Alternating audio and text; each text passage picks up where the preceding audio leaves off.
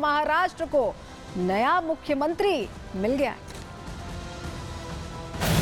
माननीय देवेंद्र जी,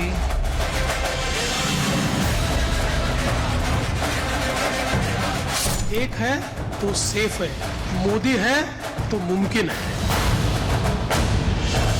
सर्वसम्मति से देवेंद्र फडणवीस जी को पार्टी के नेता के रूप में घोषणा करता हूं। विधिमंडल के नेता देवेंद्र फडणवीस जी का मेरा बधाई।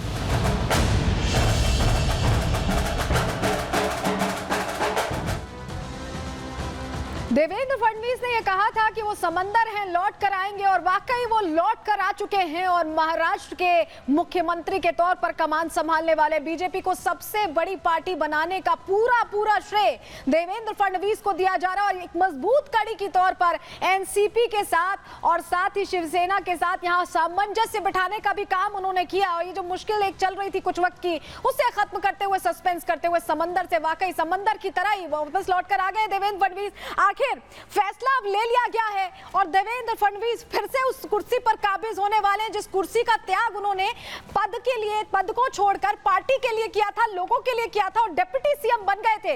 अब वापस उसी कुर्सी पर काबिज होने वाले देवेंद्र फडणवीस, और इसको लेकर देखिए खासी मशक्कत शायद थोड़ी करनी पड़ी है उन्हें। महाराष्ट्र के मुख्यमंत्री अब देवेंद्र फडणवीस बनने वाले हैं और बीजेपी विधायक दल की बैठक में यह अहम फैसला ले लिया गया है। विधायकों ने फडणवीस को नेता चुन लिया है और पर्यवेक्षक विजय रूपाणी ने इसका ऐलान भी अब कर दिया है। बीजेपी विधायकों ने फडणवीस को बधाई दी और फडणवीस ने राज्यपाल से मुलाकात करके प्रस्ताव पेश कर दिया है। राज्यपाल को एमएलएज का जो समर्थन पत्र है वो उनकी तरफ से सौंप दिया गया है और जो ये विक्ट्री साइन दिखा रहे हैं यहाँ पर, वो अब पूरी तरह से फलीभूत होती दिखाई दे रही है, क्योंकि फडणवीस कल सीएम पद की शपथ लेने वाले हैं, वो कुर्सी संभालने वाले हैं और मुंबई का जो आजाद मैदान है वहां पर यह शपथ ग्रहण होगा, जिसको लेकर तैयारी पूरी कर ली गई है। बार बार ये कहा जा रहा था कि मैदान तैयार है, तमाम चीजें तैयार है, चेहरा कौन होगा ये बात कही जा रही थी और चेहरा यहाँ फिक्स हो गया है। चलिए सबसे पहले अब आपको जरा तस्वीर दिखा देते हैं, क्योंकि आज दिन भर का जो डेवलपमेंट है, जो अपडेट है,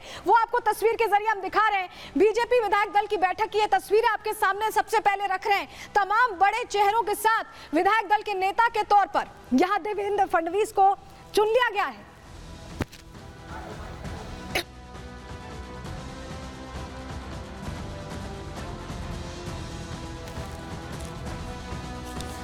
तो विधायक दल का नेता चुना गया और उसके बाद तमाम विधायकों ने कैसे बधाई दी। विजय रूपाणी जो थे, निर्मला सीतारमण जिन्हें पर्यवेक्षक नियुक्त किया था, उन्होंने बधाई दी है। और देखिए जीत के बाद ये वो मौका है जिसका इंतजार सभी कर रहे थे कि आखिर बीजेपी का वो चेहरा कौन होगा। हालांकि नाम सबसे आगे देवेंद्र फडणवीस का ही चल रहा था, लेकिन फिर भी क्योंकि बीजेपी सरप्राइजेस के लिए जानी जाती है, ऐसे में यह सोचा जा रहा था कि कहीं कोई सरप्राइज ना हो। और ऐसे में अब देखिए समर्थन पत्र भी राज्यपाल को, यहाँ आप सीपी राधाकृष्णन साहब को देख रहे हैं, राज्यपाल हैं देवेंद्र फडणवीस, उनसे मिलने पहुंचे। अजित पवार को भी आप साथ देख रहे हैं और एकनाथ शिंदे जिनके बीच में तबियत नासाज चल रही थी, जिनको लेकर तमाम बातें की जा रही थी, अटकलें लगाई जा रही थी, वो भी यहाँ दिखाई दे रहे हैं। निर्मला सीतारमण और विजय रूपाणी जो दो पर्यवेक्षक थे वो भी यहाँ साथ दिखाई दे रहे हैं।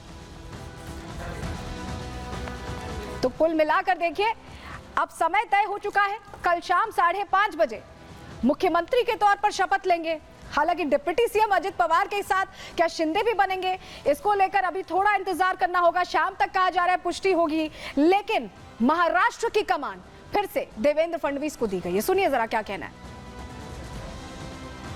माननीय राज्यपाल जी से हमने भेंट ली है और माननीय राज्यपाल जी को भारतीय जनता पार्टी, शिवसेना, राष्ट्रवादी कांग्रेस, जनसुराज्य पार्टी, युवा स्वाभिमान पार्टी, रासप और इंडिपेंडेंट, ऐसे सभी के पत्र आज हमने सौंपे हैं। मैं आभार व्यक्त करना चाहता हूं आदरणीय मुख्यमंत्री एकनाथ शिंदे जी का। एकनाथराव शिंदे जी ने शिवसेना के अध्यक्ष के तौर पर और शिवसेना के लेजिस्लेचर पार्टी के प्रमुख के तौर पर महाराष्ट्र के मुख्यमंत्री पद के लिए मेरे नाम की सिफारिश का पत्र दिया है। साथ साथ राष्ट्रवादी कांग्रेस पार्टी के अध्यक्ष और लेजिस्लेचर पार्टी के नेता माननीय अजीत दादा पवार जी ने भी उसी प्रकार का पत्र दिया है। नई सरकार का शपथ विधि ये 5 तारीख को शाम को 5:30 बजे विश्व गौरव भारत के प्रधानमंत्री माननीय नरेंद्र मोदी जी की उपस्थिति में संपन्न होगा। मुंबई के आज़ाद मैदान पर यह संपन्न होगा और इस शपथ विधि में तीनों पार्टी के नेता वहां पर रहेंगे। एक और रोचक तस्वीर यहां सामने आई, क्योंकि बार बार कहा जा रहा था कि एकनाथ शिंदे तो नाराज हैं, वो दूरी बना रहे हैं। जरा तस्वीर आपको दिखाते हैं कि हंसी ठिठोली करते हुए कैसे एक साथ घुलते मिलते हुए नेता दिखाई दिए। एकनाथ शिंदे से दरअसल ये सवाल पूछा गया कि क्या वो डिप्टी सीएम की शपथ लेंगे। सुनिए जरा क्या कहा। अरे भैया अभी तो कहा, देवेंद्र जी ने भी कहा, मैं भी कह रहा हूँ रुको थोड़ा, अभी शाम तक रुको, अभी कल शपथ है ना। तक उनका समझ में आएगा। मैं तो लेने वाला हूँ। रुकने वाला हूँ। दादा को नहीं, अरे भाई दादा को अनुभव है, दोपहर शाम को भी लेने का और सुबह भी लेने का।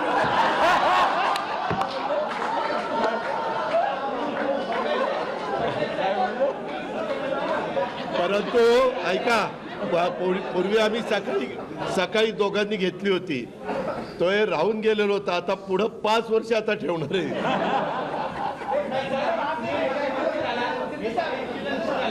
काय अरे सगळे कन्फ्युजन दूर होतील, थोडी कळ काढा, काही कन्फ्युजन ठेवणार नाही, सगळं क्लिअर। काही कन्फ्युजन नाही आहे हे बाबा, काही कन्फ्युजन नाही। सगळ्यांना उद्या तुम्ही तो सुना आपने, एकनाथ शिंदे ये कह रहे कोई कंफ्यूजन नहीं है। जब उनसे सवाल पूछा गया कि क्या आप डिप्टी सीएम बनेंगे, तो उनकी तरफ से कहा गया कि मैं थोड़े समय में फैसला लूंगा। लेकिन अजित पवार ने तुरंत कह दिया कि मैं तो शपथ ले रहा हूं, जिस पर एकनाथ शिंदे ने चुटकी ली और कहा कि आपको सुबह भी और शाम भी दोनों वक्त में शपथ लेने का एक्सपीरियंस है। इस पर वहीं आप सुन रहे थे देवेंद्र फडणवीस को भी, वो भी यही कहते सुनाई दे रहे थे कि कोई कंफ्यूजन नहीं है। लेकिन फॉर्मूला क्या निकाला है यहाँ पर देवेंद्र फडणवीस ने, जो सेट कर दिया है शिंदे को भी और अजित पवार को भी, जानकारी आपके सामने रख रहे हैं। महाराष्ट्र में महायुति की सरकार बनेगी और महायुति के बीच सरकार का जो फॉर्मूला है वो यहां डिकोड कर दे रहे हैं हम आपके सामने। 1 सीएम और 2 डिप्टी सीएम का फॉर्मूला रखा गया। अमूमन जो फॉर्मूला पहले था उसी को फॉलो करते यहां पर दिखाई दे रही है बीजेपी।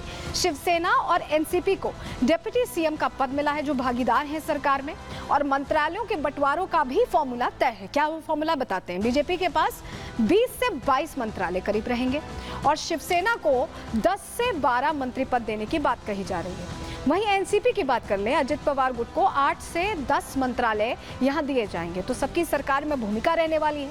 गृह मंत्रालय के बंटवारे पर अभी भी संशय है, क्योंकि इसको लेकर कहा जा रहा था कि शिंदे गुट से इस पर भरपूर अपनी मांग रखे हुआ था। तो ऐसे में क्या होता है इसको लेकर अभी इंतजार है। लेकिन चलिए